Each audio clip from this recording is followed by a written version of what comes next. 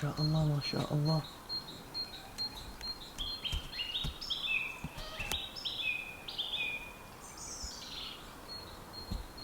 وقبل لا اروح للمسبح شباب بدي اشوفكم هذا التقرير المهم اللي طالع على العراق في قناه بلجيكيه، طبعا فد شيء كلش حلو. Les jardins du palais. ما احكيكم غسلت الهدوم وانكسرت هاي الاشر عليها، اشريتني وين؟ عدلت. خل اشوفكم غرفة الشباب. غرفة الشباب ما احكي لكم البارحة لين شاهدت فيلم على الحاسبة انه طفرت وين على التلفزيون، هم شاهدت مسلسل وما احكي لكم هنا من نقعد تشبس منا والكرزات والهاي شباب في الغرفة راد تعديل وترتيب الصراحة. فش اسوي شباب قبل لا اطلع؟ لازم انظف الغرفة وارتبها واخلي الشراكف على الدوشق مالتي واكو كم شغله هم اسويهن وهدوم اصفطن. هذا الشيء لازم ننتهي من يمه شباب، حتى شنو تكون انت مخلص عملك ومخلص بيتك ومرتبه. فشي كلش حلو شباب لازم تخلص كل شغلاتك.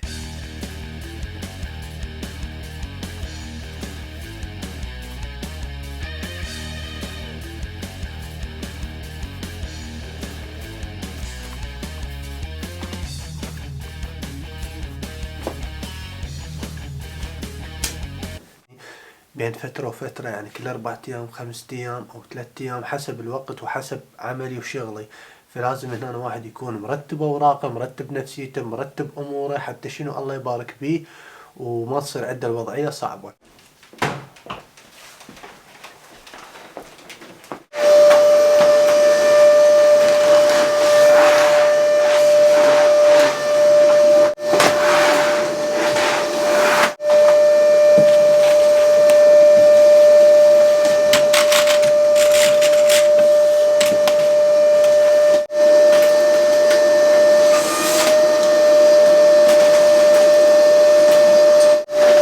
والله لا تحبون اصور لكم فلوج شلون اشتريت الحاسبه لان جبتها تجميعيه وصديقي محسن اللي سوى لي اياها ورتب لي. الصراحه مو كلش قوي بالحاسبات بس لحد الان جاي اتعلم على الحاسبه وارتب وضعيتي. خل اشوفكم نبذه مختصره عنها. هذا هنا طبعا هذا الميز كلش قديم شباب، اعطوني اياه هديه خليته ينفتح وينسد. وهذا الميز مالتي هنا شباب، شفتوه هاي الحاسبه مالتي هنا.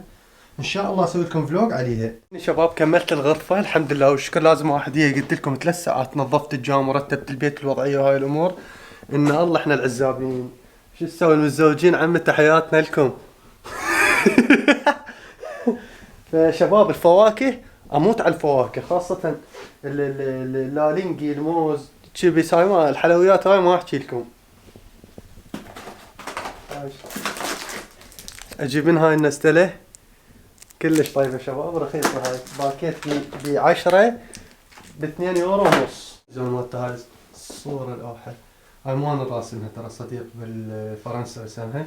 وهاي مالت اللوحة همينة مثلا يكتبوا بعض القصص الروايات بلجيكية وروسية وبريطانية همين هيجي اتهجى بيهن واقرأ قوي نفسي بالقراءة يعني. وهاي الغرفة مالتي البسيطة شباب الحمد لله كمل التنظيف. وهاي خلي اشوفكم جو. صحيح شباب شوفون هاي النرجيلة جهزتها ورتبتها بس الصراحة اشغل فحم وارتب لكم الفلوج وانزله. الفلوج جاهز بس ادخل نرجيلة وينزل الفلوج. كملت الغرفة شباب تعال اشوفكم. بشوفكم الحمام. هذا الحمام شباب. هذا الحمام شباب. طبعا جاي نغسل بذني. جاي اغسل بذني اللي مال المطبخ اغسل بيهن. هذا الحمام مالتنا شباب. هذيك الصالة هنا هاي من هنا شباب هم جاي تمطر. جو مطر ما شاء الله. هاي البلكونة شباب مالتنا كمان هنا. هاي كنت انظف بالجام المعدات مال الجام. شوف الجام شلون صار يخبل ما شاء الله. جوا اكو مخزن ودن شغلات. هاي الكرسي مكسور وهاي وجوا الغسالة موجودة ويعني مخلين البطالة القزاز الشغلات هاي تكرمون الزبالة هم نحطها جوا لحد ما يجي يومهم نذبهن. وهاي الصالة شباب هاي هنا. هاي هنا جلسة وهاي همين هنا جلسة بسيطة. وهاي المطبخ شباب منا سوى عشاء لو غدا ما احكي لكم 300 ماعون على صفحة لا كذب شوية منظمين وضعيتنا بس الله يساعد اهلنا شباب. وهذا المطبخ طبعا هذا بيتي شباب انا خصوصيتي شوية مستعز بيه. هاي لكن لعيونكم تدللون شويه. همين اكو فيكم قاسم نزلنا بلكي نزلنا، والله حبيبي شو ما اقدر يعني الصراحه ما احب اكل وانزل. هاي كنتور المتواضع، هذني كتبي وشغلاتي، هذني شغلات بسيطه شباب الصراحه هذني كلهن. وهاي مشتريها من بريشكيل يعني فالمول قمصتي، وهاي جنطتنا هاي، وهاي غرفتي المتواضعه. صدق راح اصور لكم ان شاء الله هم فيديو عن الحاسبه وعن شلون اشتريت الحاسبه، شلون جمعتها، ان شاء الله انزل لكم اياها. وهاي قديمه صار عندي من الكم لحد الان، هاي من الكم معاي لحد الان ببيتي. هذا الجو كلش حلو اليوم شباب ما شاء الله، يعني بيه شويه مطر ومشكل، حاره بارده مطر. بس هذا وهذا شي كلش حلو. نخلص وافلت للمسبح لان جماعتي ينتظروني.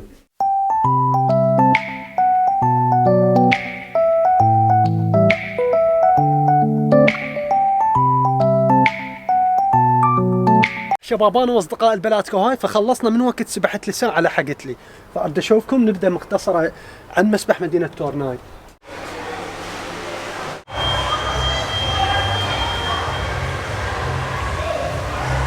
الموقع مال المسبح يصير قريب على كم مدينة تورناي وعلى مول مدينة تورناي اللي هو اسمه الباستيون، صاير بمدينة تورناي، وصايرة بحيرة منا شباب وبحيرة اسماك، والغابات اللي اخيم بيها واللي اجي بيها مرات صايرة يم مسبح مدينة تورناي.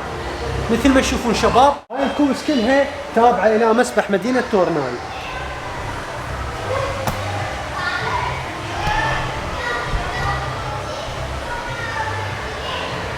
شوف هذا يا سنة 2010 قديمات، 2010 2005 او 98 والله حلو 98 ميداليات همين. هاي كل المسبح فايزين شباب.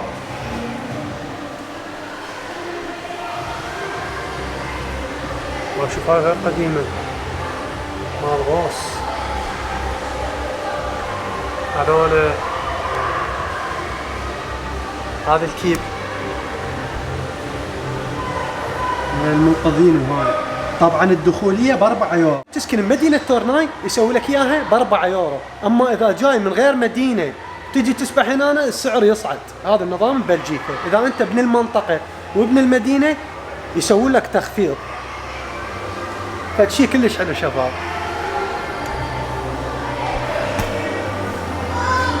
هذني كؤوس بعد شعبهم. هاي شنو هاي؟ يورو، اثنيناتهم بيورو، بس هاي سكر وهاي ما بيها سكر، وهاي الاكباس بيورو ونص، هاي بيورو. شي حلو. هاي كافيه هنا همين الاسعار رخيص يعني ب1 يورو. هاي شكو هنا، هاي الدخولية مال المسبح، استاني قبل شوي كنت هناك. فشي كلش حلو شباب. هذا المسبح شفتوه؟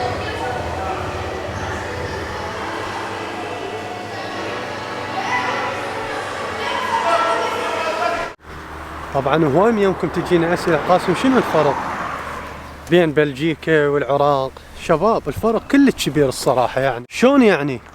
مستشفيات، الخدمات، الانسان هنا حر نفسه، المدارس، التربيه، الوضعيه، كل من عايش حياته وما حد يتدخل بخصوصياتك هنا باوروبا ابد. تعيش انت حسب دماغك. اللغه سلاح، تتعلم لغه بهاي الدوله اللي انت بيها ما تحير وما تتيه، بس اذا ما عندك لغه همين كذلك يخلوا لك مسؤوله. اول بدايه انت اول بدايه مو عبالك ترى كل شك واحد يجي لاوروبا نفس حاله، يعني نفس حاله اللي يجي جديد، نفس الوضعيه، وبداوا من الكم من تعلم لغه، استلموا اقامه، سكنوا ببيت، سجلوا اطفالهم بالمدارس. طبعا الدراسه مجانيه على حساب الدوله، لان اول بدايه تجي انت يعني كل شيء ما تعرف الصراحه. شلون انا مني جيت كل شيء ما اعرف، شويه يفهمونك النظام وتصير عندك هاي المسؤوله اللي تخلص لك اوراق. فشباب هنا راتب العائله خير من الله، وهذا معروف باوروبا. حتى راتب الأعزب هم الخير من الله. بس شنو، تعلم لغة، يدخل دراسة، تصير عنده مهنة، بعدها يقوم شنو من ذات الشخص يروح يشتغل، لأن هي بعد صارت عنده لغة، صارت عنده مهنة، وعرف النظام في هذا شو اسمه في هاي الدولة. طبعا مو بسرعة شباب، لا، براحتكم، شوية شوية تعلموا اللغة، شوية شوية. واحد يخلي ثقته بنفسه عالية وثقته برب العالمين، أهم شيء نتوكل على رب العالمين. فمن تجي لأوروبا لا تستعجل، أكيد راح تضوج، راح تصير عندك كآبة، الشغلة عادية لأن أنت جديد على هذا البلد. فشوية شوية إن شاء الله شخص يسوي واهس لنفسه ويسوي جو لنفسه بأوروبا، تونس، رياضة، مدرستك، شغلك، عملك، بيتك، تصير فعالياتك كلها هاي ونستك. والحمد لله والشكر هنا كل من مسوي واهس لنفسه وعايشين والحمد لله، وما بقى شيء على الجناسة. هم نستلم جنسية، وبأي مكان يعجبك تريد تسافر. هاي عن نفسي، هاي الحكي جاي اروح لأوكرانيا سياحة شباب. جاي اروح لأوكرانيا سياحة، رتبت الجواز مالتي ورتبت وضعيتي، جاي اروح. بس شنو، روسيا دخلت روسيا دخلت على أوكرانيا، شو اسوي؟ هذا حظ قاسم، والله ما ادري. شباب شنو رايكم في هالموضوع؟ لا تفرونها علي، ترى لا تفرونها علي تقولوا قاسم الفقر. هو جاي يروح سفره لاوكرانيا وعلقت صارت حرب، شو اسوي؟ حسبي الله ونعم الوكيل. المشاريع اللي موجوده باوروبا اكثر المشاريع العرب يسوونها، من مطاعم، من اسواقات، شركات، اي شيء ببالك، محل حلاقه تريد تفتح، بس يكون عندك مبلغ بسيط تفتح بيه، وبعدها الدوله تساعدك. هي الدولة تساعدك إذا تريد تفتح مطعم، تريد تفتح حلاقة، تريد تفتح لك محل. النظام هنا أنا أعرفه شباب، يعني إذا تريد تفتح محل تروح تجهز المحل وترتب وضعيتك وتروح للمسؤول. هاي إذا كنت بعدك على راتب الدولة، هاي شنو من تشتغلوا، هاي همين راتبك ماشي، يعني نص راتبك ماشي. ليش؟ لأن يعرفون الوضعية. أول بداية أنت مفتح وخاف تخسر ما تخسر، لا، يساعدونك، هم يساعدونك يشيلون المحل كله. واكيد البنك بعدها يعطيك فلوس همين تفتح بيهن تشتري غراض. والمحل اذا صارت بيه حركه وهاي السوالف بركه بعد شباب، انت بعد تصير مسؤول على شغلك وهاي، وينتهي راتب الدوله اللي يعطونك اياه. اما اذا تريد مثلا تشتغل شلون، اذا كانت عندك عائله وتستلم مبلغ جيد في بلجيكا او في اوروبا وتريد تشتغل وتخاف راتبك ينقطع، شو تسوي؟ تشتغل ساعات عمل. هاي اذا انت تريد هيك، يعني تحب تشتغل ساعات عمل. اما اذا تريد توفر وقتك لعائلتك وهاي، فعادي ما بيها اي اشكال، تتعلم لغه وهاي ومع عائلتك، يعني مو شرط الا تشتغل، تعلم لغه، اندمج، وما لك شغله بكلام الناس ابد. مثل ما قال جورج وسوف، كلام الناس لا يقدم ولا ياخر. الصراحه شباب هنا أنا ما سمعت كفران، ما سمعت نفاق، ما سمعت واحد يتدخل بخصوصياتك، لا كفران ما سامع. من سافرت لحد الان ما سمعت كفران، استغفر الله شباب، ما سمعت حلفان ونفاق ماكو. ويعني الصراحة هنا في هذا البلد عيش حياتك انت، سوي نفسك بنفسك واعتمد على نفسك. الله يوفق الجميع يا رب. ليش شباب نروح ونرجع نقول تعلموا لغة شوية اللغة؟ طبعا انا احكي لكم عن نفسي، صار لي هنا 6 سنوات بهاي الدولة وبعدني جاي اخذ اللغة الفرنسية. ما تخلص الصراحة، ما تخلص، يعني تظل تتعلم لان اللغة الفرنسية شباب بيها شغلات كلش، يعني مراتك وكلمات حتى ما سامع عنها، يعني تجيك صدفة. فشني شوية شوية بمرور الوقت تتعلم ويصير عندك زلاطة وتدير عليها ليمون وألف عافية. اللتر مال البنزين هنا صار راح يصير ب3 يورو، وهم يعني الأسعار قبت بس زودوا بالرواتب شوية. فشباب إذا اجيت بمدينة مثلا نقول اجيت بالنمسا أو بألمانيا وبهولندا وقعدت بالكم، حاول تروح وحدك بأي مدرسة، طب عليهم تقول لهم اريد اتعلم لغه. اذا ما تعرف، يعني حتى اذا ما كان عندك لغه اكو مترجم، قول لهم اريد اتعلم لغه، ممكن اسجل بهاي المدرسه. اذا المدرسه المدير شوي تعامله جيد جدا، يعني يوافق عليك.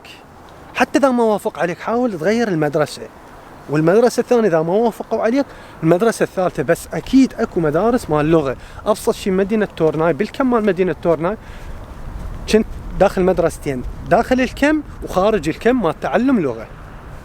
وبعدها إن شاء الله من تتعلم لغة وذن الكلمات تقوم تسمعهن بالشارع، تسمعهن بكل مكان، تصير عندك شنو مثل ما قلت لكم سلاطة. وراح أصل للبيت طبعا، ولا تنسوا تشترك بالقناة وتفعل الجرس.